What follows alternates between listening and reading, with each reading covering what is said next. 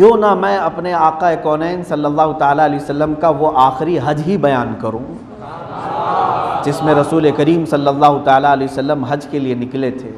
ہر مومن کو چاہیے کہ میرے مصطفیٰ کے سفر کو بھی سنے، اللہ کے نبی صلی اللہ تعالیٰ علیہ وسلم نے کس طرح حج فرمائے، کتنے حج کیے، حج میں کیا کیا کیا، یہ بھی سننے سے تعلق رکھتا ہے یا نہیں؟ ہم ایسے ویسوں کی ٹریول ہسٹری دیکھتے رہتے ہیں، نبی کونین صلی اللہ تعالیٰ علیہ وسلم کا سفر حج کیوں نہیں دیکھتے، کیوں نہیں پڑھتے؟ بلکہ میں آپ کو بتاؤں کہ حضور اکرم صلی اللہ تعالیٰ علیہ وسلم کا سفر حج پوری کائنات کے انسانوں کے لیے ایک ایسا دستور مرتب کیا گیا ہے اس حج کے سفر میں کہ اس وقت تک پوری دنیا میں لا اور قانون نام کی کوئی چیز ہی نہیں تھی۔ جب میرے آقا صلی اللہ تعالیٰ علیہ وسلم نے پورے قوانین مرتب کر کے اپنے خطبے میں بیان کر دیے، ہوا یہ کہ میں شروع سے عرض کرتا ہوں، حدیث پاک میں جیسے الفاظ آئے ہیں اسی کی تھوڑی تشریح کے ساتھ عرض کروں گا۔ مفہوم حدیث، حضرت امام باقر رضی اللہ تعالیٰ عنہ جو سیدنا امام حسین رضی اللہ تعالیٰ عنہ کے پوتے ہیں، امام زین العابدین رضی اللہ تعالیٰ عنہ کے بیٹے ہیں، آپ نے ایک معمر صحابی، کافی عمر دراز صحابی تھے حضرت جابر رضی اللہ تعالیٰ عنہ، ان کے پاس جا کر کے پوچھتے ہیں اللہ کے رسول صلی اللہ تعالیٰ علیہ وسلم کا حج کیسا ہوا، آپ ذرا بتائیں۔ حضرت جابر رضی اللہ تعالیٰ عنہ نے بیان کرنا شروع کیا، وہ صحابی رسول تھے جو اس سفر میں شریک تھے۔ فرماتے ہیں رسول کریم صلی اللہ تعالیٰ علیہ وسلم جب مکہ سے ہجرت فرما کر مدینہ تشریف لے گئے، یہ کل 10.5 سال کا عرصہ ہوتا ہے۔ جب آپ کی عمر مبارک 53 سال کی ہو چکی تھی آپ نے ہجرت فرمائی، اور 63 سال کی عمر پاک میں آپ کا وصال پاک ہوا۔ یہ جو 10.5 سال کا عرصہ ہے، اس عرصے میں اللہ کے نبی صلی اللہ تعالیٰ علیہ وسلم نے صرف ایک ہی حج فرمایا، اور اسی کو پہلا حج اور آخری حج کہا جاتا ہے۔ ہجرت کے بعد جو حج کیا اللہ کے نبی صلی اللہ علیہ وسلم نے، جو تمام احادیث کی کتب میں موجود ہے، شروع سے پہلے سال، دوسرے سال، تیسرے سال نہیں، بلکہ 9واں سال آیا، آپ کی ہجرت کا 9واں سال۔ ابھی بھی ہماری جو تاریخ ہے وہ ہجرت ہی کی تاریخ چلتی ہے۔ اس وقت اب جو ہم آج زندگی گزار رہے ہیں، ہجرت کو 1441 سال ہو چکے۔ آپ 2020 تو یاد رکھتے ہیں، لیکن میرے مصطفیٰ کریم صلی اللہ علیہ وسلم کی ہجری تاریخ میں ہر مسلمان کو یاد ہونی چاہیے۔ اسلامی تاریخ ہجرت سے چل رہی ہے۔ حضور اکرم صلی اللہ تعالیٰ علیہ وسلم کی ہجرت کا 9واں سال تھا، 9 سال ہو گئے۔ اللہ کے حبیب صلی اللہ تعالیٰ علیہ وسلم نے اعلان فرمایا کہ اس سال میں حج کے لیے روانہ ہونے والا ہوں۔ یہ بات ایسی پھیلی، پورے عرب میں پھیل گئی، جہاں جہاں صحابہ تھے سب کے سب کوچ کر کے مدینے میں جمع ہو گئے، سارے آ گئے، کیونکہ میرے مصطفیٰ کریم صلی اللہ علیہ وسلم کے وہ ہم رکاب ہونا چاہتے تھے، ہم سفر ہونا چاہتے تھے۔ اور صحابہ کی ہمیشہ سے عادت رہی ہے کہ حضور اکرم صلی اللہ علیہ وسلم کا کوئی بھی سفر وہ چھوڑتے نہیں تھے۔ سفر میں میرے آقا صلی اللہ علیہ وسلم کے ساتھ وہ شرف ضرور حاصل کرتے۔ تو سب جمع ہونا شروع ہوئے، تو جانتے ہیں مدینہ طیبہ میں صحابہ کی تعداد اس وقت جو سب جمع ہوئے، صرف ایک مہینے کے اندر وہ 1,14,000 لوگ جمع ہوئے، اور بیہقی اور دیگر روایات میں ہے 1,48,000، ایک روایت میں 1,24,000، مختلف ہے، لیکن 1,00,000 سے زیادہ صحابہ حضور کے ساتھ جمع ہوئے۔ ذی القعدہ کا آخری عشرہ تھا، یہ ذی الحجہ کا مہینہ ہے، اس سے پہلے جو مہینہ گزرا وہ ذی القعدہ ہے۔ ذی القعدہ کا آخری عشرہ تھا، جمعرات کا دن تھا۔ رسول کریم صلی اللہ تعالیٰ علیہ وسلم نے مسجد نبوی شریف تشریف لا کر ظہر کی نماز پڑھائی، اور سب سے کہا سفر کا ارادہ کر لو اور کوچ کر جاؤ، سب ساتھ نکلو۔ اللہ کے حبیب صلی اللہ تعالیٰ علیہ وسلم کے ساتھ اس وقت 1,24,000 صحابہ اور آپ کی تمام ازواج مطہرات بھی تھیں۔ حضور صلی اللہ تعالیٰ علیہ وسلم کی تمام زوجات جتنی امہات المومنین وہ ساتھ تھیں، سیدہ کائنات فاطمہ الزہرا رضی اللہ تعالیٰ عنہا بھی ساتھ تھیں۔ حضور اکرم صلی اللہ تعالیٰ علیہ وسلم نے چند جانور بھی اپنے ساتھ لیے ذبح کرنے کے لیے، اور یہ قافلہ نکلا مدینہ طیبہ سے۔ مدینے والوں کے لیے جو میقات ہے اس کو ذوالحلیفہ کہتے ہیں۔ وہاں تک میرے آقا صلی اللہ تعالیٰ علیہ وسلم تشریف لائے، اور آج کے زمانے میں مدینہ طیبہ سے باہر مسجد بنی ہے، ایک مسجد ابیار علی، جہاں پر میقات مدینہ طیبہ کی شروع ہوتی ہے اور حرم کی بھی، حرم مدینہ کی باؤنڈری بھی وہاں سے شروع ہوتی ہے۔ وہاں رسول کریم صلی اللہ تعالیٰ علیہ وسلم تشریف لائے، آپ کی اونٹنی آپ کے ساتھ تھی، قصوہ جس پر آپ سوار تھے، اس جگہ پر تشریف لا کر میرے آقا صلی اللہ تعالیٰ علیہ وسلم نے غسل فرمایا اور نمازیں ادا کی۔ مقام بیدا ایک اونچی پہاڑی ہے، وہاں پر تشریف لائے اور سارے صحابہ کو کہا کہ بلند آواز سے کہو لبیک اللہم لبیک لبیک لا شریک لک لبیک ان الحمد والنعمت لک والملک لا شریک لک۔ اللہ کے حبیب صلی اللہ علیہ وسلم نے فرمایا جتنی بلند آواز سے تم پکارو گے، جو جو تمہارے آس پاس درخت پتھر پہاڑ موجود ہیں، قیامت کے دن یہ تمہارے لبیک کی گواہی دیا کریں گے۔ صحابہ اکرام رضوان اللہ تعالیٰ علیہ مجمعین نے بھی لبیک پکارا۔ حضرت جابر فرماتے ہیں میں نے دیکھا پہاڑی کے اوپر سے، تو میں نے دیکھا کہ جہاں تک میری نظر جا رہی ہے سب صحابہ اکرام کے سروں کا سمندر نظر آ رہا ہے، سب احرام میں ملبوس ہو چکے تھے۔ اللہ کے نبی صلی اللہ تعالیٰ علیہ وسلم کو احرام کس نے پہنایا؟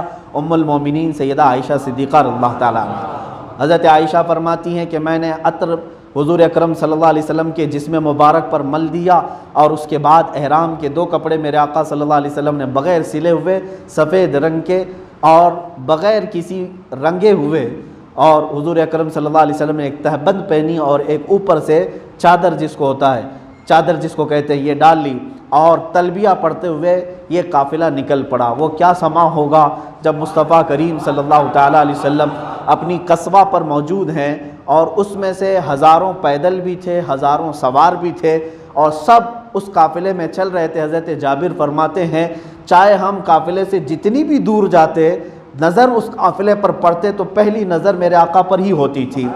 اللہ کے نبی صلی اللہ علیہ وسلم پورے قافلے میں اس طرح نظر آ رہے تھے کہ کسی صحابی کو حضور کو ڈھونڈنے کی ضرورت نہیں پیش آتی تھی۔ وہ جس طرف سے بھی اپنی نگاہیں اٹھاتا تھا ایسے ہی لگتا جیسے رات کے وقت ہم چل رہے ہوں تو چاند کو ڈھونڈنے کی ضرورت نہیں پیش آتی۔ جہاں آپ کھڑے ہیں آسمان پر نظر اٹھائی تو چاند سامنے نظر آیا۔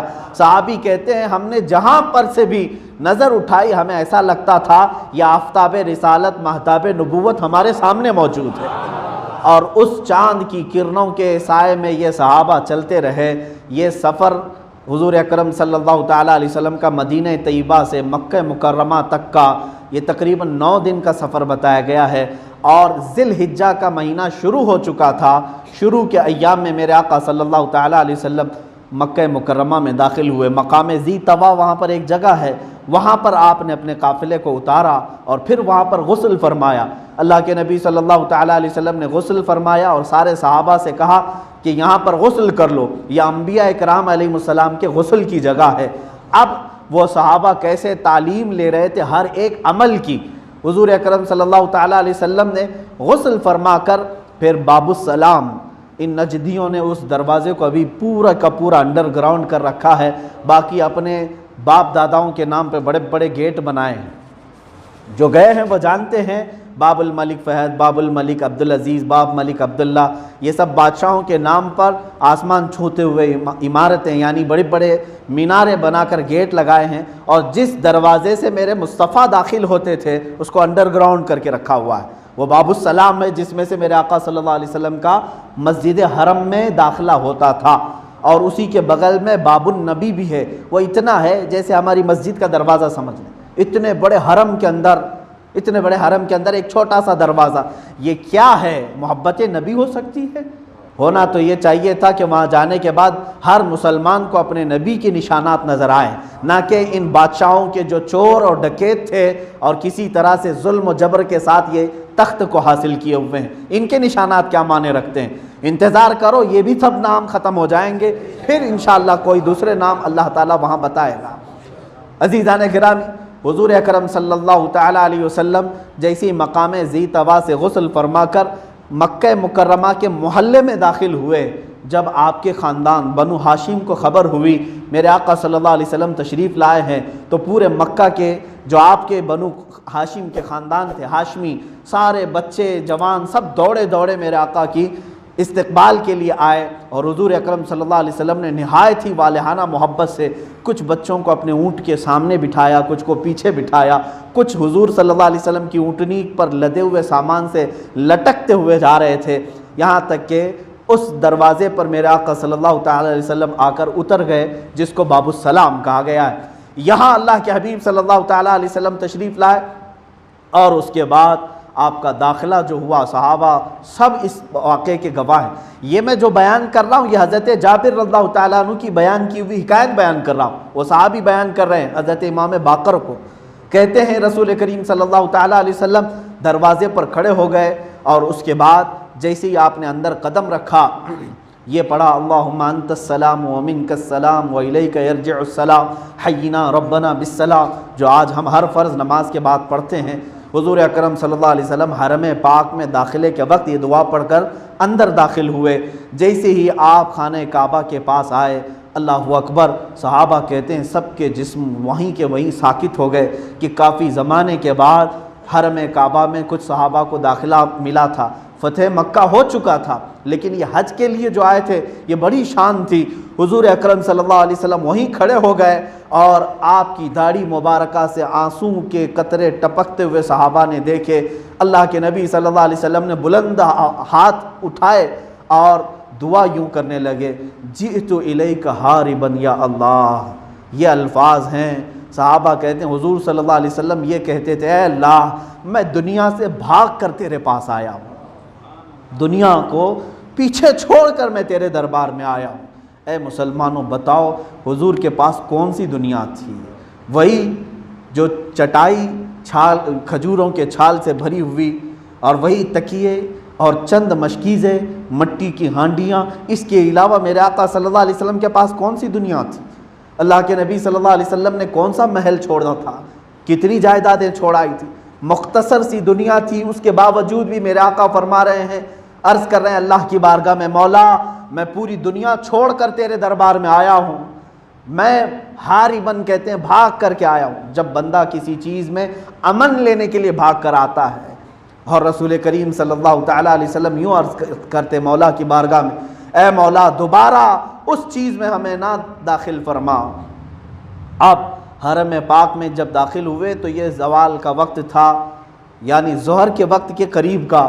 حضور اکرم صلی اللہ تعالیٰ علیہ وسلم تشریف لائے، اور جب ظہر کا وقت ہوا آپ نے پہلی نماز وہاں پر ادا کی، اور اس کے بعد اللہ کے نبی صلی اللہ تعالیٰ علیہ وسلم نے خانہ کعبہ کے کنارے حجر اسود جو لگا ہوا ہے اس کو جا کر کے آپ نے بوسہ دیا، اور اس کے بعد اپنا طواف شروع کیا، اور سارے صحابہ حضور صلی اللہ علیہ وسلم کے ساتھ طواف میں تھے۔ 7 چکر خانہ کعبہ کے طواف کے ہو گئے۔ میں سمجھتا ہوں اس وقت کعبہ بھی رشک کر رہا ہوگا کہ بت خانے سے اور صنم خانے سے جس نے مجھے آزاد کرایا، وہ اللہ کے حبیب صلی اللہ علیہ وسلم آج 1 لاکھ سے زیادہ اپنے پروانوں کے ساتھ خانہ کعبہ کا طواف کر رہے ہیں۔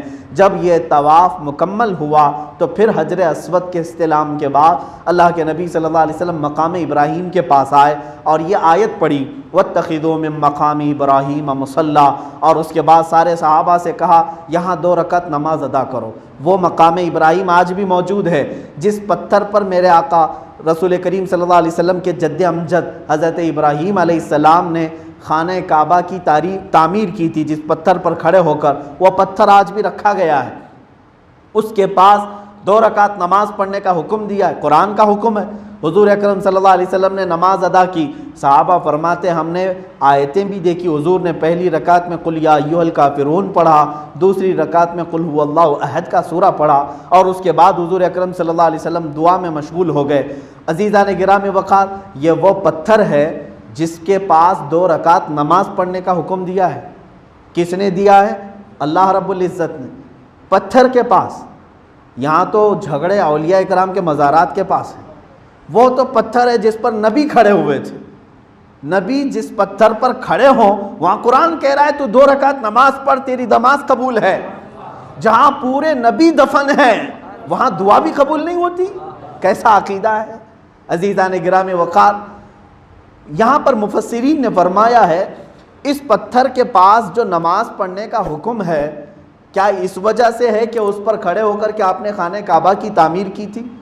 بعض مفسرین نے کہا نہیں، ایک وجہ یہ بھی ہے کہ اس پتھر پر کھڑے ہو کر ابراہیم علیہ السلام نے دعا مانگی تھی، اے اللہ میری نسل میں ایک نبی پیدا فرما، ایک ایسا نبی پیدا فرما جو تیری آیتوں کی تلاوت کرے اور لوگوں کے دلوں کو صاف ستھرا کرے۔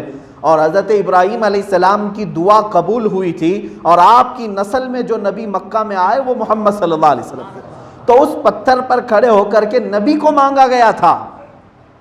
اس وجہ سے مفسرین فرماتے ہیں وہ جگہ مستجاب ہے۔ عزیزان گرامی، رسول کریم صلی اللہ تعالیٰ علیہ وسلم، میں سفر کو جلد بیان کروں، مجھے اور کچھ عرض بھی کرنا ہے۔ اللہ کے حبیب صلی اللہ تعالیٰ علیہ وسلم نے نماز ادا کی، اس کے بعد صحابہ فرماتے ہیں، حضرت جابر فرماتے ہیں حضور صلی اللہ تعالیٰ علیہ وسلم صفا پہاڑی کی طرف تشریف لے آئے اور پہاڑی کے بلند حصے تک آئے، اوپر تک، جہاں سے خانہ کعبہ صاف ہمیں نظر آ رہا تھا۔ حضور اکرم صلی اللہ تعالیٰ علیہ وسلم نے دونوں ہاتھ اٹھائے اتنی بلند کہ حضور اکرم صلی اللہ تعالیٰ علیہ وسلم کے سینے مبارک یا ہاتھوں کے نیچے کی سفیدی نظر آنے لگی۔ حضور اکرم صلی اللہ علیہ وسلم نے وہاں پر تکبیر پڑھی اور لا الہ الا اللہ وحدہ لا شریک لہ لہ الملک و لہ الحمد یحیی و یمیت بیدہ الخیر وہو علی کل شیء قدیر۔ اس کے بعد حضور اکرم صلی اللہ علیہ وسلم نے پڑھا انجز عبدہ نصر عبدہ وحزم الاحزاب وحدہ، اللہ تعالیٰ نے اپنے وعدہ مکمل کر دیا، اپنے بندے کی مکمل اللہ تعالیٰ نے مدد کی اور تنہا رب ذوالجلال نے پورے کافروں کو شکست دیا۔ یہ دعا پڑھ کر کے حضور صلی اللہ علیہ وسلم نے صفا مروہ کی سعی شروع کی۔ حضور صلی اللہ علیہ وسلم صفا سے چلتے تھے اور مروہ کی طرف بیچ میں تھوڑا سا حصہ تھا، حضور اکرم صلی اللہ علیہ وسلم وہ تیزی سے جاتے، سارے صحابہ نے یہ ہر عمل کو نوٹ کیا ہے۔ پھر یہ صفا مروہ، مروہ سے صفا، یہ 7 چکر مکمل ہوئے۔ مروہ میں پہنچنے کے بعد حضور اکرم صلی اللہ تعالیٰ علیہ وسلم نے فرمایا ہمارا عمرہ مکمل ہو چکا ہے۔ یہ کیا تھا؟ عمرہ تھا۔ اب یہاں پر حضور اکرم صلی اللہ علیہ وسلم نے ایک تعلیم ارشاد فرمائی کہ اگر میں اپنے ساتھ جانور نہیں لے آتا مدینے سے تو میں اپنا احرام کھول دیتا اور اپنے بال حلق کر لیتا، لیکن میں جانور مدینے سے ساتھ لے کر کے آیا ہوں تو میں عمرہ بھی کروں گا اور حج بھی اسی احرام میں کروں گا۔ اس کو کہتے ہیں حج قران۔ یہ رسول کریم صلی اللہ علیہ وسلم نے جو فرمایا، ایک ہی احرام میں عمرہ بھی اور حج بھی۔ لیکن دوسرے صحابہ اس وقت پوچھنے لگے ہم تو جانور نہیں لے آئے۔ حضور صلی اللہ علیہ وسلم نے فرمایا تمہارے لیے اجازت ہے کہ تمہارا عمرہ مکمل ہو چکا ہے، تم اپنے احرام اتار دو اور اپنے بال منڈا لو، تمہارا عمرہ ہو گیا۔ پھر جب حج کے دن آ جائیں گے تب پھر دوبارہ حج کا احرام الگ سے پہن لینا، حج کا احرام الگ سے پہن لینا۔ اس کو کہتے ہیں حج تمتع، جو یہاں سے سارے ہندوستانی حاجی اکثر وہی حج تمتع کرتے ہیں، یہاں سے عمرہ کی نیت کر کے جاتے ہیں، عمرہ ہونے کے بعد احرام کھول دیا جاتا ہے اور پھر حج کے دنوں میں دوبارہ احرام پہنتے ہیں۔ لیکن رسول کریم صلی اللہ تعالیٰ علیہ وسلم نے احرام نہیں اتارا، کیونکہ حضور صلی اللہ تعالیٰ علیہ وسلم مدینہ طیبہ سے ہی عمرہ اور حج دونوں کی نیت فرما چکے تھے۔ اب یہ ہونے کے بعد حضرت علی کرم اللہ وجہہ الکریم اس وقت وہاں پر موجود نہیں تھے، آپ کو اور جانور لانے کے لیے فرمایا گیا تھا۔ 100 کے قریب آپ اونٹ ساتھ میں لے کر کے آئے حضور اکرم صلی اللہ علیہ وسلم کے پاس۔ جب حضرت سیدہ کائنات فاطمہ الزہرا رضی اللہ تعالیٰ عنہا اپنا احرام اتار چکی تھیں، ان کا عمرہ ہو چکا تھا اور وہ یعنی الگ خوشبو بھی لگا چکی تھی، سرما لگا چکی تھی، حضرت علی اس وقت بعد میں تشریف لائے۔ یہ حضرت جابر فرماتے ہیں انہوں نے دیکھ کر کے برہمی کا اظہار کیا، فاطمہ ایام حج ہیں، ایام حج کے دوران تم نے یہ کیسے کیا احرام کی حالت میں؟ اس وقت تک یہ مسائل نہیں تھے۔ عرب کیا سمجھتے تھے؟ حج کے دنوں میں عمرہ کرنا حرام سمجھتے تھے، حج کے دنوں میں عمرہ کو وہ جائز نہیں سمجھتے تھے۔ یہ پہلی مرتبہ میرے آقا صلی اللہ علیہ وسلم نے مسئلہ بتایا۔ حضرت فاطمہ نے کہا حضرت علی سے، اے میرے سرتاج رسول کریم صلی اللہ علیہ وسلم کے حکم پر میں نے احرام اتارا ہے، حج تمتع۔ حضرت علی رضی اللہ تعالیٰ عنہ اسی احرام کے ساتھ تھے، عمرہ مکمل کیے اور آئے حضور صلی اللہ علیہ وسلم کے پاس پوچھنے کے لیے کیا آپ نے ایسا فرمایا کہ عمرہ کر کے احرام کھول دیا جائے پھر حج کے دنوں میں دوبارہ احرام پہنے؟ حضور صلی اللہ علیہ وسلم نے فرمایا ہاں میں نے ایسا کہا ہے۔ حضرت علی سے پوچھا کہ اے علی تم مدینے سے چلے تھے تو کیا نیت کیے تھے، تمہاری نیت کیا تھی؟ اب ظاہر سی بات ہے وہ حج تمتع کریں گے یا حج قران؟ اب حضرت علی کرم اللہ وجہہ الکریم کی بات دیکھیں، ادب کی بات. حضرت علی نے وہاں سے مدینے سے کیا نیت کی تھی؟ وہ پیچھے پیچھے چل رہے تھے. حضرت علی نے کہا یا رسول اللہ صلی اللہ علیہ وسلم، جب میں نے مدینے سے نکلنے کے بعد احرام پہنا تو نہ میں نے حج کی نیت کی نہ میں نے عمرہ کی نیت کی. یہ کیسے؟ حج کی بھی نیت نہیں، عمرہ کی بھی نیت نہیں. کہا کیا نیت کی؟ حضرت علی کہتے ہیں میں نے احرام باندھ کر کے یہ کہا، اے اللہ تیرے رسول نے جو نیت کی وہ میری نیت ہے. میں نے یہ نیت کی ہے، تیرے رسول نے جو نیت یہاں سے کی ہے مولا میری بھی وہی نیت ہے. میں نے اتنا ہی کہا ہے. حضور صلی اللہ علیہ وسلم مسکرائے اور کہا علی تم بھی میرے ساتھ حج قران میں ہو. احرام نہ اتارنا، بال نہ منڈانا. عمرہ مکمل کرنے کے بعد حضرت علی کرم اللہ وجہہ الکریم بھی حضور صلی اللہ علیہ وسلم کے ساتھ حج قران میں شامل تھے. چند صحابہ حج قران میں تھے، چند صحابہ حج تمتع میں تھے. یہ دن گزرے یہاں تک کہ 8ویں ذی الحجہ آئی.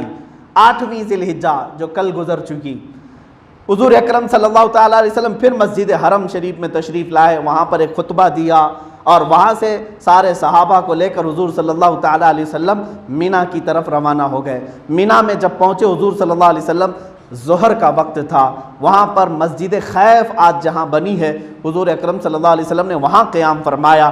اس مسجد کے متعلق فرمایا گیا کہ اس میں 70 سے زیادہ انبیاء اکرام کی قبریں موجود ہیں. حضرت آدم علیہ السلام بھی وہیں مدفون ہیں. یہ اور بات ہے کہ ان کی قبریں چھپا دی گئیں. اللہ کے نبی صلی اللہ تعالیٰ علیہ وسلم نے مینا میں قیام کیا، ظہر کی نماز پڑھی، عصر، مغرب، عشاء اور دوسرے دن 9ویں ذی الحجہ جو آج کا دن ہے، آج کے دن کی یہ فجر کی نماز بھی حضور اکرم صلی اللہ علیہ وسلم نے مینا میں ادا کی. اور اس کے بعد اللہ کے حبیب صلی اللہ تعالیٰ علیہ وسلم تسبیح میں مشغول رہے اور سارے صحابہ کو مینا کی تاریخ بتاتے ہوئے صحابہ سے کہا کہ اب عرفات کو نکلنے کا وقت ہے. جب سورج نکل گیا حضور صلی اللہ تعالیٰ علیہ وسلم مینا سے عرفات کی طرف روانہ ہوئے. عرفات کیا ہے؟ ایک بڑا میدان ہے، بہت بڑا میدان. اور اس میدان کے متعلق میرے آقا صلی اللہ علیہ وسلم نے فرمایا قیامت تک آنے والے حاجیوں کے لیے کبھی عرفات چھوٹا ہو ہی نہیں سکتا. آج 40 لاکھ ہو رہے ہیں، اس سال نہیں، تقریباً ہر سالوں میں جو حج کے لیے آتے ہیں قریب 30 سے 40 لاکھ کے درمیان وہاں حجاج جمع ہوتے ہیں. آج جب چھوٹا نہیں ہو رہا ہے، ہمارا اعتقاد یہ ہے کہ اگر 40 کروڑ بھی جمع ہو تو بھی نہیں چھوٹا ہو. اس میں برکت ہے، اس میدان میں وسعت ہے. عرفات کے میدان میں میرے آقا صلی اللہ تعالیٰ علیہ وسلم تشریف لائے. رسول کریم صلی اللہ تعالیٰ علیہ وسلم اس وقت بھی اپنی قصوہ اونٹنی پر تھے. ازواج مطہرات بھی ساتھ تھیں، صحابہ اکرام بھی ساتھ تھے. عرفات میں ایک چھوٹی سی پہاڑی ہے جس کو جبل رحمت کہا جاتا ہے. وہاں پر آ کر میرے آقا صلی اللہ تعالیٰ علیہ وسلم نے اپنا خیمہ نصب کیا اور وہاں وقوف کیا. صحابہ اکرام رضوان اللہ تعالیٰ علیہ مجمعین کو جمع کر کے کہا تمہیں معلوم ہے مجھ سے پہلے جتنے بھی نبی آئے آدم علیہ السلام سے لے کر حضور صلی اللہ علیہ وسلم تک سبوں نے آج کے دن کون سی تسبیح پڑھی تھی؟ اب یہ سب ہمارے لیے بھی ہے. اور برکت بزرگوں نے فرمایا میں آج یہ کہہ بھی رہا ہوں آج کے دن جو یہ تسبیح پڑھے گا وہ اپنے یہاں موجود ہے تب بھی مولا تعالیٰ اس کو عرفات والوں میں شامل فرمائے گا، ان کی دعاؤں میں اسے شریک فرمائے گا، ان کی تسبیحات میں اسے شامل کرے گا، چاہے وہ حبلی کے کسی محلے میں ہی کیوں نہ بیٹھا ہو. حضور اکرم صلی اللہ علیہ وسلم نے فرمایا آسان تسبیح ہے. فرمایا کہ مجھ سے پیشتر جتنے نبی آئے انہوں نے آج کے دن یہ تسبیح پڑھی لا الہ الا اللہ وحدہ لا شریک لہ لہ الملک ولہ الحمد یحیی ویمیت بیدہ الخیر وہو علی کل شیء قدیر، جس کو ہم چوتھا کلمہ توحید کہتے ہیں. یہ تسبیح حضور اکرم صلی اللہ تعالیٰ علیہ وسلم نے تلقین فرمائی. جب ظہر کا وقت آیا، اب یہ وہی وقت ہے جس میں ہم جمع ہیں. حضور اکرم صلی اللہ تعالیٰ علیہ وسلم نے عرفات کے دن یہ 9ویں ذی الحجہ کو ظہر کے وقت پھر ایک وہاں سے تھوڑی دور آگے تشریف لائے جہاں آج مسجد نمرہ بنی ہوئی ہے. مسجد نمرہ آج جہاں عرفات میں بنی ہوئی ہے وہاں پر تشریف لائے اور سارے صحابہ سے کہا اپنی صفیں بنا لو، اب ظہر کی نماز اور عصر کی نماز ایک ساتھ ادا کی جائے گی. ایک اذان ہوئی، 2 جماعتیں ہوئی ایک ہی وقت میں، ایک ہی اذان دی گئی ظہر کی اور حضور اکرم صلی اللہ تعالیٰ علیہ وسلم نے ظہر کی نماز اور عصر کی نماز ایک ہی وقت میں پڑھائی، ایک ہی وقت میں پڑھائی. صحابہ اس کے گواہ ہیں. اور اس کے بعد حضور اکرم صلی اللہ علیہ وسلم نے پھر اپنی اونٹنی کو طلب کیا قصبہ پر سوار ہوئے اور اس کے بعد جو جامع خطبہ ارشاد فرمایا جس کو خطبہ حجۃ الوداع کہتے ہیں. یہ خطبہ حجۃ الوداع حضور صلی اللہ تعالیٰ علیہ وسلم کا وہ ایسا خطبہ ہے جو قیامت تک آنے والے مسلمانوں کے لیے ایک دستور ہے، پورا لا ہے، پورے قوانین کا مجموعہ ہے. اس وقت سے لے کر آج تک 14 صدیاں گزر گئی، لوگوں نے آج تک اس پر تحقیق کی اور بتایا کہ ایک ایسا جامع خطبہ ہے. حضور صلی اللہ علیہ وسلم کا ایک معجزہ کیا تھا جانتے آپ؟ دوسرے معجزے تو آپ نے سنے ہیں، چاند کا شق ہو جانا، سورج کا پلٹ آنا اور آپ کی انگلیوں سے پانی کا جاری ہونا، یہ معجزے ہیں، یہ حسی معجزے. ایک معجزہ اللہ تعالیٰ نے آپ کو زبانی طور پر یہ عطا فرمایا تھا. حضور اکرم صلی اللہ تعالیٰ علیہ وسلم بہت ہی تھوڑے جملے بیان کرتے لیکن اس میں مفہوم سمندر کے برابر کا ہو. جامع الکلم، حضور اکرم صلی اللہ تعالیٰ علیہ وسلم کو جوامع الکلم عطا کیا گیا تھا، یعنی چند کلمات میں حضور صلی اللہ علیہ وسلم پوری کی پوری تاریخ بیان فرما دیتے. تو حضور اکرم صلی اللہ علیہ وسلم نے جو خطبہ بیان کیا وہ اونٹنی پر سوار ہو کر، سارے صحابہ اس وقت 1,24,000 کے قریب یا اس سے زیادہ صحابہ وہاں پر موجود تھے، سبوں نے اس خطبے کو سنا. صحابہ فرماتے ہیں ہر ایک نے برابر حضور صلی اللہ تعالیٰ علیہ وسلم کے خطبے کو سنا. جو سب سے آخر میں تھا وہ بھی ویسے ہی سنتا تھا جو سب سے پہلی صف میں بیٹھا ہوا تھا. نہ مائک ہے، نہ مائکروفون ہے، کوئی چیز نہیں ہے. اس کے باوجود اس میدان میں 1,24,000 صحابہ کو میرے آقا صلی اللہ علیہ وسلم نے اپنا خطبہ سنایا. انشاءاللہ العزیز میں چاہتا ہوں کہ وہ خطبہ حجۃ الوداع آج کی اس جمعہ میں تلاوت کروں انشاءاللہ. یہ میرے لیے بھی سعادت کی بات ہے. عرفہ کا دن آیا ہے اور جمعہ کا دن بھی آیا ہے، اور ظاہر سی بات ہے اب عرفات کے میدان میں ہم تو خطبہ نہیں دے پاتے، یہاں پر جب دن بھی وہ آیا ہے اور خطبے کا موقع بھی ہے تو میں نے محسوس یہ کیا کہ اللہ کے نبی صلی اللہ علیہ وسلم نے آج کے دن جو خطبہ دیا تھا وہی خطبہ ہم جمعہ میں تلاوت کریں. یہ آخری خطبہ ہے حضور صلی اللہ علیہ وسلم. اس کو آخری خطبہ کیوں کہا جاتا ہے؟ اس لیے کہ اسی خطبے میں میرے آقا صلی اللہ علیہ وسلم نے یہ فرما دیا تھا لعلی لا القاکم بعد عام ھذا او کما قال النبی صلی اللہ علیہ وسلم. حضور صلی اللہ علیہ وسلم نے فرمایا تھا شاید ہو سکتا ہے کہ اس کے بعد پھر میں دوبارہ تم سے اس جگہ پر نہیں ملوں گا.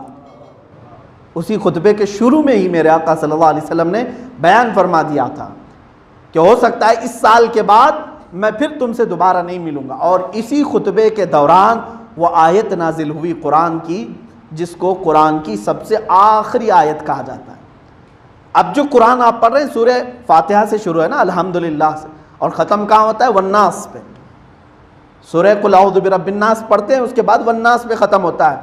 لیکن جو نزول کی ترتیب ہے وہ الگ ہے. نازل ہونے کی جو ترتیب ہے، سب سے پہلے اقرا بسم ربک الذی خلق نازل ہوئی، 5 آیتیں. اس کے بعد سورہ مدثر نازل ہوئی ہے. ترتیب کے اعتبار سے نزول ترتیب الگ ہے. اس دن جو سب سے آخری آیت نازل ہوئی وہ تھی الیوم اکملت لکم دینکم، جس کو میں نے ابھی تقریر سے پہلے تلاوت کیا ہے. الیوم اکملت لکم دینکم واتممت علیکم نعمتی ورضیت لکم الاسلام دینا. یہ آیت اسی وقت نازل ہوئی، حضور صلی اللہ علیہ وسلم نے تلاوت کر کے لوگوں کو سنایا. حضور صلی اللہ علیہ وسلم نے فرمایا، اللہ فرما رہا ہے آج کے دن میں نے تمہارا دین مکمل کر دیا، دین مکمل ہو گیا اور میں نے اپنی نعمتیں پوری دے دی اور میں تمہیں اسلام دے کر راضی ہو گیا. یہ اللہ تعالیٰ نے فرمایا. سورہ مائدہ کی یہ آیت ہے، 6 پارے میں موجود ہے. سارے صحابہ خوش ہو گئے. ظاہر سی بات ہے احکام اب اترنے نہیں تھے، اب کیا حلال ہے کیا حرام ہے سب کچھ بیان ہو چکا ہے، سب قرآن میں آ گیا، دین کمپلیٹ ہو گیا.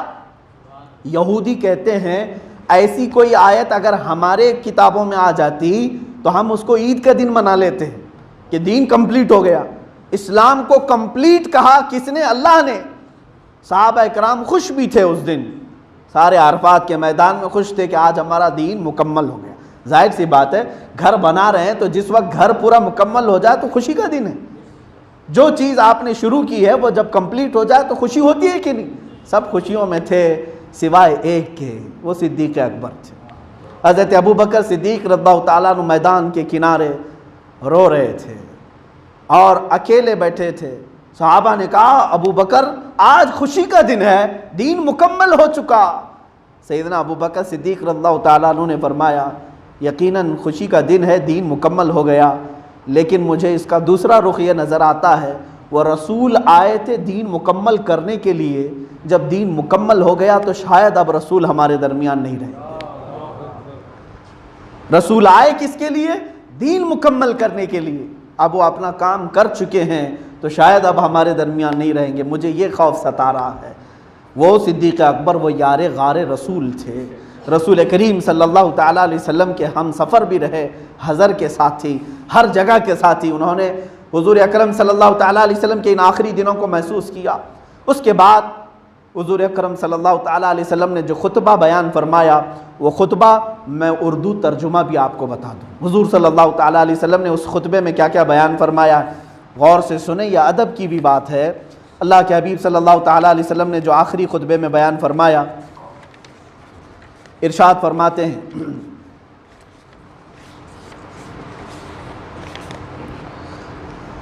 الحمدللہ سے شروع ہوتا ہے خطبہ، میں پورا ترجمہ یہ لکھ کر کے لایا ہوں آپ کے پاس۔ سب تعریف اللہ ہی کے لیے ہے، ہم اس کی حمد کرتے ہیں، اسی سے مدد چاہتے ہیں، اسی سے معافی مانگتے ہیں، اسی کے پاس توبہ کرتے ہیں۔ ہم اللہ ہی کے ہاں اپنے نفسوں کی برائیوں اور اپنے اعمال کی خرابیوں سے پناہ مانگتے ہیں۔ جسے اللہ ہدایت دے تو پھر کوئی اسے بھٹکا نہیں سکتا، اور جسے اللہ گمراہ کر دے اس کو کوئی دوسرا ہدایت دکھا نہیں سکتا۔ یہ پورا خطبہ من و عن رسول کریم صلی اللہ علیہ وسلم کے جملے میں بیان فرما رہا ہوں۔ تصور میں لاؤ وہ عرفات کا میدان، میرے آقا اونٹنی پر سوار ہو کر یہ جملے بیان فرما رہے تھے۔ اگر ہوش والا ذی شعور مسلمان ہو تو حضور صلی اللہ علیہ وسلم کے ایک ایک جملے کو یہ سنے گا۔ میں کیوں بیان کر رہا ہوں جانتے ہیں؟ آخر میں حضور صلی اللہ علیہ وسلم نے فرمایا تھا، اے میرے صحابہ، جو تم میں سے یہاں موجود ہے وہ جو یہاں نہیں موجود ہے اس کو سنانے کی ذمہ داری لے لے، کہ جو حاضر ہے وہ غائب کو سنائے۔ انہی لوگوں میں سے میں ہوں کہ ہمارے بڑوں نے ہم تک وہ پہنچایا ہے، اور میری یہ ذمہ داری ہے کہ میں ان لوگوں کو پہنچاؤں جنہوں نے یہ حضور کا خطبہ نہیں سنا ہوگا۔ اللہ کے نبی صلی اللہ تعالیٰ علیہ وسلم خطبہ بیان فرما رہے ہیں، ارشاد فرماتے ہیں، میں شہادت دیتا ہوں کہ اللہ کے سوا کوئی معبود نہیں، وہ ایک ہے، اس کا کوئی شریک نہیں، اور میں شہادت دیتا ہوں کہ محمد صلی اللہ علیہ وسلم اس کے بندے اور اس کے رسول ہیں۔ اللہ کے بندو، میں تمہیں اللہ سے ڈرنے کی تاکید کرتا ہوں اور اس کی اطاعت پر زور دیتا ہوں، اور میں اسی سے ابتدا کرتا ہوں جو بھلائی ہے۔ اے لوگو، میری بات سن لو، مجھے کچھ خبر، میں یہ نہیں جانتا کہ میں تم سے اس قیام گاہ میں، یعنی اس عرفات کے میدان میں اس سال کے بعد دوبارہ پھر کبھی ملاقات کر سکوں۔ ہاں، جاہلیت کے تمام دستور آج میں نے اپنے پاؤں سے روند دیے۔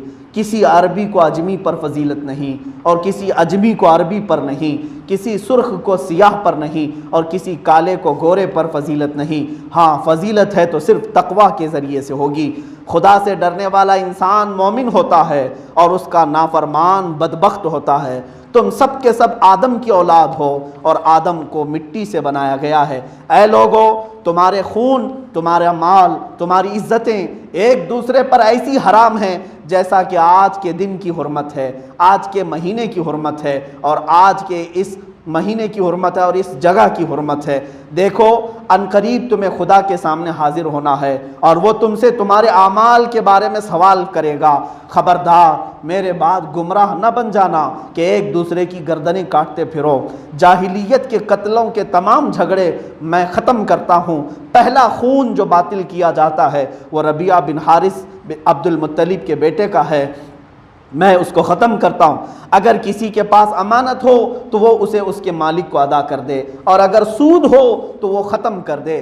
ہاں، تمہارا سرمایہ تمہیں مل جائے گا، نہ تم ظلم کرو نہ تم پر ظلم کیا جائے، یعنی ظلم کو برداشت بھی نہ کرو۔ اللہ نے فیصلہ کر دیا ہے کہ سود ختم کر دیا گیا، اور سب سے پہلے میں عباس بن عبد المطلب کا سود ختم کرتا ہوں۔ اے لوگو، تمہاری اس سرزمین میں شیطان اپنے پوجے جانے سے مایوس ہو گیا ہے، لیکن دیگر چھوٹے گناہوں میں اپنی اطاعت کیے جانے پر خوش ہے، اس لیے اپنا دین اس سے محفوظ رکھو، شیطان سے اپنا دین بچائے رکھو۔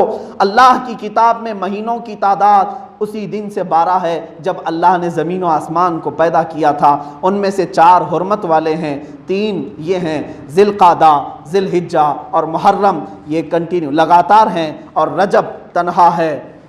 لوگوں اپنی بیویوں کے متعلق اللہ سے ڈرتے رہو، خدا کے نام کی ذمہ داری سے تم نے ان کو بیوی بنایا اور خدا کے کلام سے تم نے ان کا جسم اپنے لیے حلال بنایا ہے۔ تمہارا حق عورتوں پر اتنا ہے کہ وہ تمہارے بستر پر کسی غیر کو آنے نہ دیں، لیکن وہ اگر ایسا کریں تو ان کو ایسی سزا دو جو نمودار نہ ہو، اور عورتوں کا حق تم پر یہ ہے کہ تم ان کو اچھی طرح کھلاؤ، اچھی طرح پہناؤ۔ تمہارے غلام تمہارے ہیں، جو خود کھاؤ ان کو کھلاؤ، اور جو خود پہنو وہی ان کو پہناؤ۔ خدا نے وراثت میں ہر حقدار کو اس کا حق دیا ہے۔ اب کسی وارث کے لیے وصیت جائز نہیں، لڑکا اس کا وارث جس کے بستر پر پیدا ہوا۔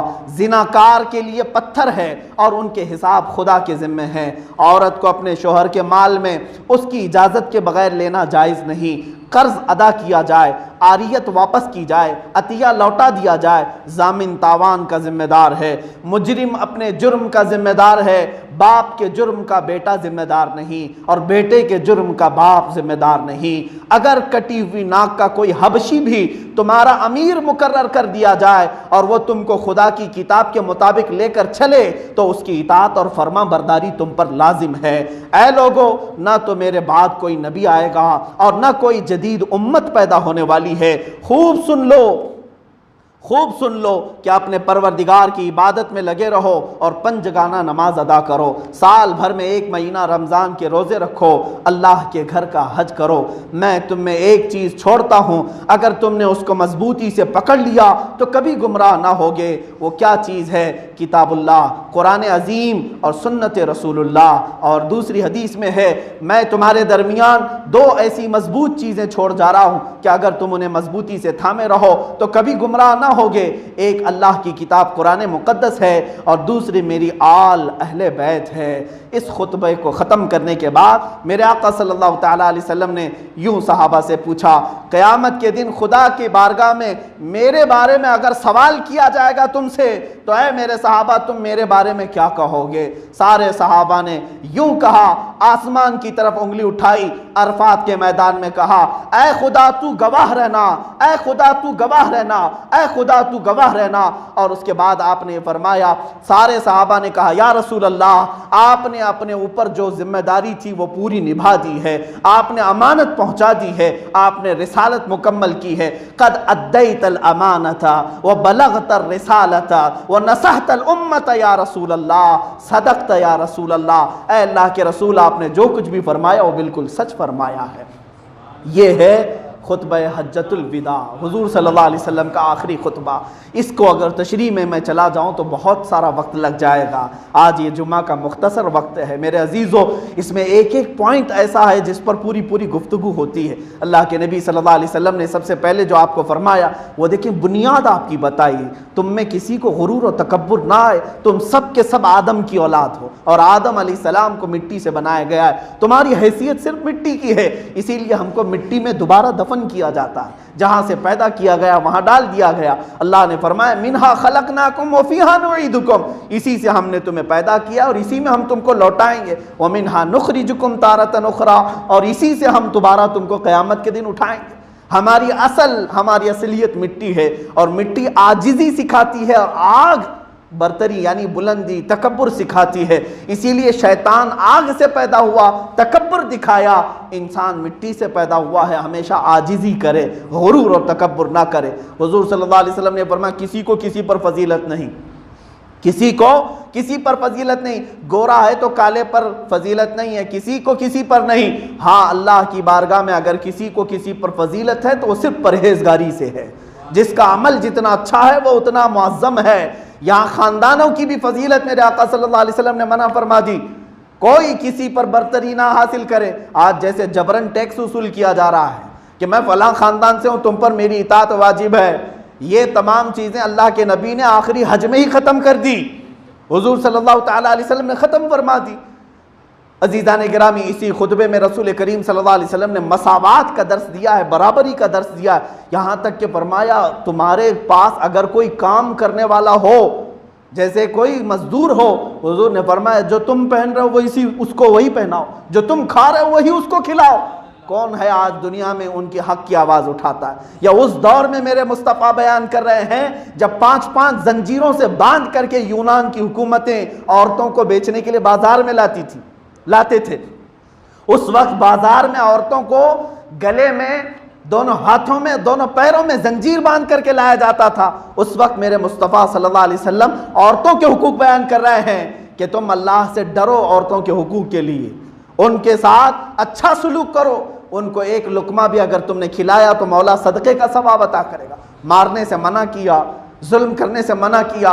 عزیزان گرامی، تمام تر یہ غرور اور تکبر کے معاملات کو میرے آقا نے اسی خطبے میں ختم فرمایا، اور یہاں تک فرمایا سود کو میں نے اپنے پاؤں سے روند دیا۔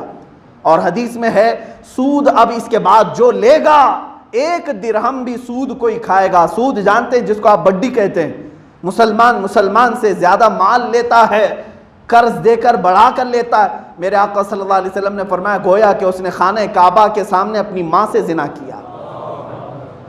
مسلمانوں یہ ہمارا ہے ہی نہیں طریقہ، اللہ نے ہمیں حلال طریقے عطا کیے ہیں۔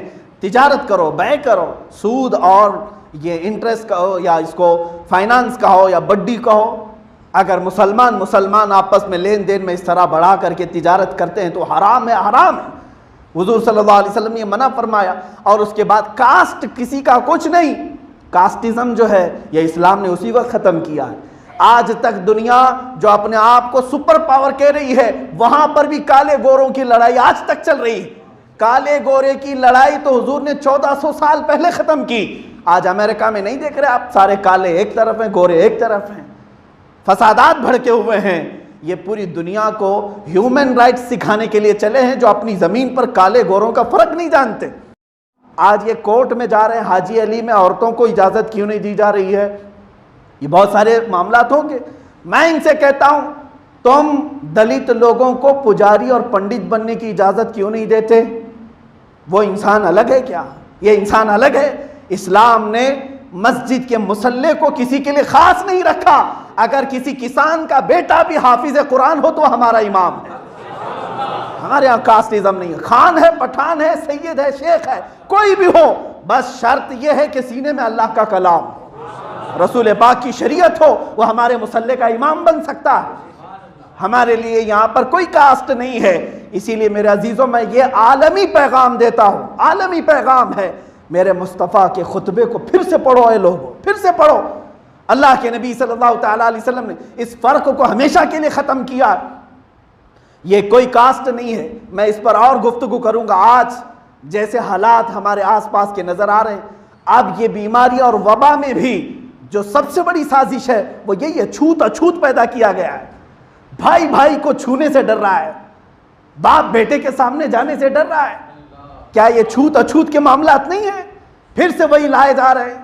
عزیزان گرامی وقار، ہم نے تو بچپن میں یہ سنا تھا بچہ اگر لنگڑا لولا اور بلکہ منہ سے اس کے جھاگ نکل رہی ہو، ایسا بھی بچہ پیدا ہو تو ماں سینے سے لگا کر دودھ پلاتی تھی، کیونکہ ماں بھی انسان ہے اور بچہ بھی انسان ہے۔ کیا کبھی آپ نے دیکھا لولے لنگڑے بچے کو ماں نے دور کر دیا؟ ارے جانور نہیں دور کرتے۔ آج ایک بیماری کے خوف سے لوگوں کے رشتہ داریوں کو ختم کر دیا گیا ہے۔ یہ بھید بھاؤ کا کہاں سے معاملہ آیا؟ بچے باپ کو ہاسپٹل میں چھوڑ کر 20 دن سے غائب ہیں۔ یہ بھی واقعات ہیں میرے پاس۔ باپ موجود ہے ہاسپٹل میں، کوئی اس کی خیریت پوچھنے تک نہیں آتا۔ بیٹا کیوں؟ ڈر ہے کہیں کورونا مجھ کو نہ لگ جائے۔ یہ چیزیں کیوں پیدا کی گئیں؟ ارے ہم تو اب تک کینسر کے پیشنٹ کو بھی کندھے پر اٹھا کر ہاسپٹل لے جاتے تھے، نہیں لے جاتے؟ جس کے گھر میں مرض آئے تو مرض اس کے جسم کو ہے۔ اسی لیے میرے آقا صلی اللہ علیہ وسلم کا دیا ہوا وہ عقیدہ، وہ فارمولہ رکھو تو سب کی فیملی، سب کے خاندان محفوظ ہوں گے۔ میرے آقا نے کیا فرمایا؟ 14 صدیوں پہلے ہی فرمایا تھا، ایک کی بیماری دوسرے کو لگ ہی نہیں سکتی۔ جو بیماری آئے گی وہ اللہ کی طرف سے آئے گی۔ اب یہاں پر کچھ لوگ میری بات کا رد کریں گے، ظاہر سی بات ہے، جو اس زمانے کے ماڈرن علماء ہیں وہ اسی کو تسلیم کرتے ہیں جو سائنس کہہ رہی ہے۔ بہرحال میں اس کی ایک نظیر بتا دوں۔ لوگ کہتے ہیں اب بھی آپ کہہ رہے ہیں وہ بات ایک کو دوسرے سے نہیں لگتی، اب بھی، جبکہ ہم دیکھ رہے ہیں وہاں چائنا سے نکلی، وہاں گئی، یہاں گئی، اتنی نہیں پھیلی۔ یہ ایک کو دوسرے سے لگی تو ہے. میں اس کو مثال میں یوں بتاتا ہوں. ابھی میری بھی آواز بیٹھنے لگی یہی مائک کی وجہ سے. بہرحال یہاں پر اگر میں نے بخور جلایا، بخور کا مطلب سمجھتے ہیں نا، عودان، لوبان جلایا، عود ڈال دیا، اس کا دھواں نکلتا ہے، ہوتا ہے. سمجھ لیجئے میں نے کالی مرچیں ڈال دی، لال مرچیں اس میں ڈال دی، کوئلہ جلا کر کالی مرچی لال مرچی کی گھاٹ اٹھا دیا، ہوگا کیا؟ دھواں نکلا. دھواں نکلا تو میرے سامنے ایک بندہ بیٹھا تھا، اس نے کھانسنا شروع کر دیا. کیوں؟ یہ دھوئیں کی گھاٹ اس کے حلق میں لگی تو اس نے کھانسا، ہے نا. اب اس کے پیچھے ایک بندہ بیٹھا تھا، وہ بھی کھانسنے لگا. وہ کیوں کھانسا؟ اس کے دل میں یہ بات آ گئی، یہ سامنے والے نے کھانسا، اس کی کھانسی مجھے لگی. پھر تھوڑی دیر کے بعد تیسرا آدمی کھانسا، اس کو یہ لگا یہ دوسرے کی کھانسی مجھے بھی لگ گئی. لیکن حقیقت کیا ہے مسلمانوں؟ سب کو معلوم. پہلے دوسرے تیسرے تینوں کو کھانسی کس کی وجہ سے لگی؟ اسی دھوئیں سے لگی ہے جو یہاں سے چل رہا ہے. اسی دھوئیں سے سب کو لگے گی. یہ دھواں جہاں تک پھیلتا جائے گا وہاں تک کھانسی آتی جائے گی. یہی سمجھ لو اللہ تعالیٰ جب چاہتا ہے مرض بھیجتا ہے. کسی ایک علاقے میں بھیجا، اب اس علاقے سے وہ جیسے جیسے وہ دھواں پھیلتا جائے گا ان سب کو لگتی جائے گی وہ بیماری، لیکن لگے گی اللہ ہی کی مرضی سے، کسی کے کھانسنے سے نہیں، کسی کے چھونے سے نہیں. ہاں سائنس کہتی ہے اس کے بیکٹیریا، اس کے جراثیم لگتے، میں مانتا ہوں ٹھیک، جراثیم بھی اس وقت تک اثر نہیں دکھائیں گے جب مولا نہیں چاہے گا. ہمارا تو عقیدہ یہ ہے جراثیم اثر نہیں کرتے. یہ تو میں ایک چھوٹی سی بات کر رہا ہوں. کل کے دن جو 10ویں آنے والی ہے اس دن تو اتنا بڑا واقعہ ہوا کہ تیز چھری لے کر ابراہیم علیہ السلام بیٹے کی گردن پر چلا رہے ہیں، پھر بھی نہیں چلی.